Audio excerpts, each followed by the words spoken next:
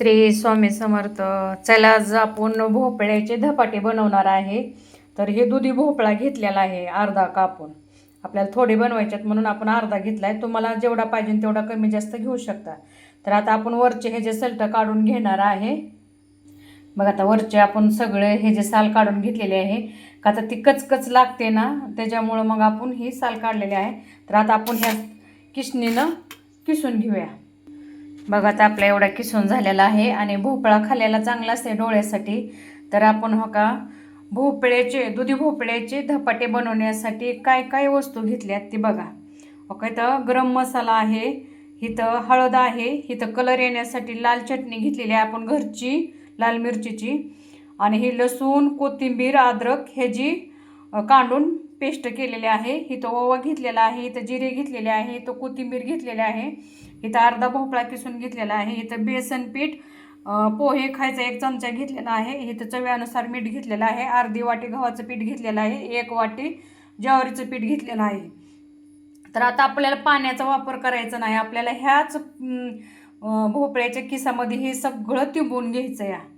चला आता आपण तिंबून घेऊया. हो का, असं आपण हातानं चुरून घेतलेलं आहे.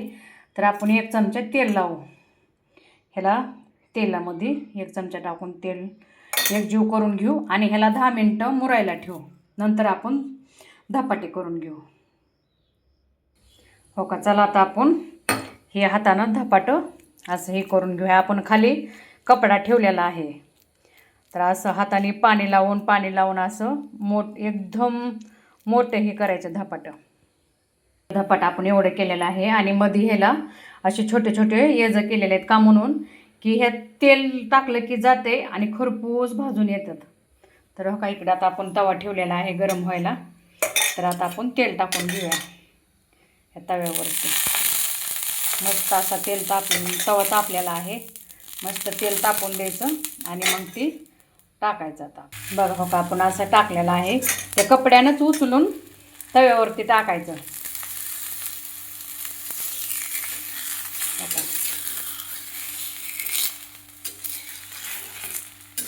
मस्त आपलं असं खरपूस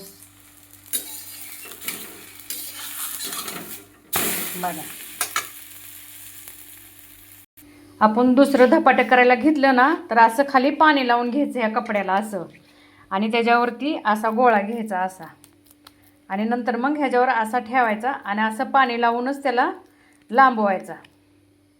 हो का, दुसरा पण आपण हे झाले तर असं हाताने येज करायची ह्याला. म्हणजे ह्याच्यामध्ये तेल गेले की खरपूस भाजतात अशी त्यांना. बघा आपला इकडे हो का खरपूस भाजलेला आहे. आणि जेवढा तुम्ही खरपूस भाजताल तेवढा चवीला पण छान लागतो. आणि ही दुधी भोपळ्याचा धपाटे आहे, मुलांसाठी छान आहेत खायला. हो का, असं कपडा सकट टाकायचं आणि असं कापड हळूहळू काढून घ्यायचं. हो का, साईडून असं तेल हे करायचं आणि मध्ये पण ह्या येजामध्ये तेल टाकायचं. म्हणजे एकदम असं खरपूस ती भाजल्या जाते. बघा हो का. आणि माझ्या मैत्रिणींनो, माझे दुधी भोपळ्याचे परोठे धपाटे कसे वाटले तुम्ही मला कमेंट करा, फॉलो करा. आणि दुधी भोपळा खाल्ल्याला चांगला असते डोळ्यासाठी. तर बरोबर आहे का हे मला कमेंट करून सांगा.